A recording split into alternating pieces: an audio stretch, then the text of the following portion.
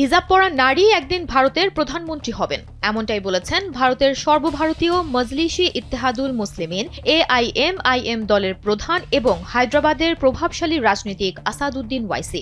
বিশ্বজুড়ে যখন রাজনীতির হাওয়া বদল চলছে, তখন এই অস্থিরতার মধ্যেই এমন বিস্ফোরক মন্তব্যে সমালোচনার ঝড় বইছে ভারতে। শুক্রবার মহারাষ্ট্রের সোলাইপুর এক নির্বাচনী সমাবেশে তিনি ভারতের সংবিধানের কথা মনে করিয়ে দিয়ে বলেন, হিজাব পরা নারী একদিন ভারতের প্রধানমন্ত্রী হবেন, কেননা ভারতের সংবিধান সব সম্প্রদায়ের মানুষকে সমান মর্যাদা দেয়। পাশাপাশি তিনি পাকিস্তানের সংবিধানের কথা উল্লেখ করে বলেন, সেখানে কেবল নির্দিষ্ট একটি ধর্মের মানুষই প্রধানমন্ত্রী হতে পারেন। স্যান্ডেলিনা সো, রূপচর্চায় আভিজাত্য।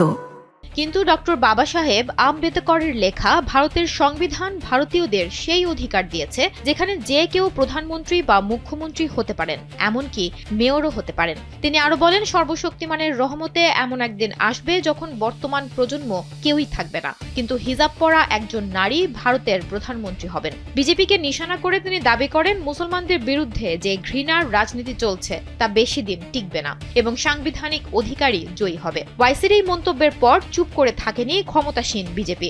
তারা এই বক্তব্যকে দায়িত্বজ্ঞানহীন বলে অভিহিত করেছেন। তারা বলেছেন, ওয়াইসি অর্ধসত্য উপস্থাপন করছেন, কারণ মুসলিম অনেক নারী হিজাব পরার বিরোধী। ওয়াইসি কেবল ধর্মীয় কার্ড খেলে মানুষকে বিভ্রান্ত করেছেন বলে বিজেপির অভিযোগ।